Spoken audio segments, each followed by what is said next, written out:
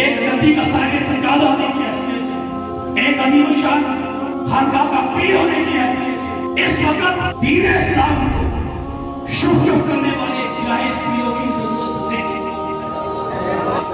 نہ فیشنیبل نہ خانوں کی ضرورت ہے، نہ چندہ خور اور مریدوں کے نذرانوں پر عیاشیاں کرنے والے جاہل پیروں کی ضرورت ہے۔ اس وقت دین اسلام کو مجاہدین کی ضرورت ہے۔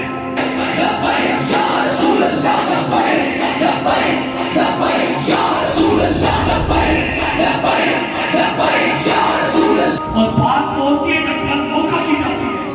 آپ 1000 میلاد کی واپس سجا دیں، 1000 دیکھ میلاد پر دے دیں، لیکن اگر آپ حق بات نہ کہیں اور امت مسلمہ کے درد کو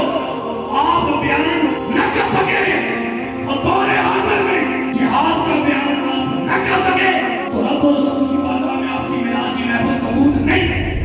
ہم میلادی بھی ہیں، جہادی بھی ہیں۔ سننے نو سب جگہ گراتا تنواری بس دنیا نے کا کام ہے، صحابہ نے میلادی محفل کر رہے ہیں، بس انہوں نے ٹکٹ دے رہے ہیں، کل نہیں،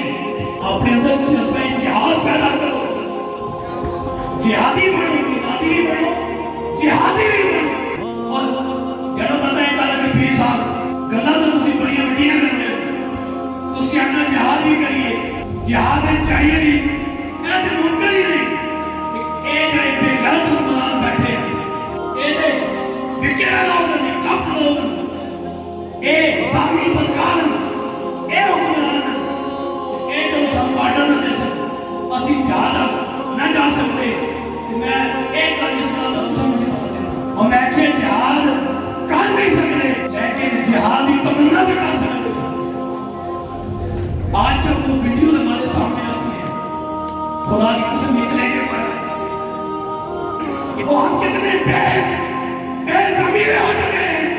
کہ ہم اپنے مسلمان فلسطینی بھائیوں کے کام ہی نہیں آ سکتے۔ یار اسی ایک دعا بھی کر سکتے ہیں اور آتی مسلح بچھاؤ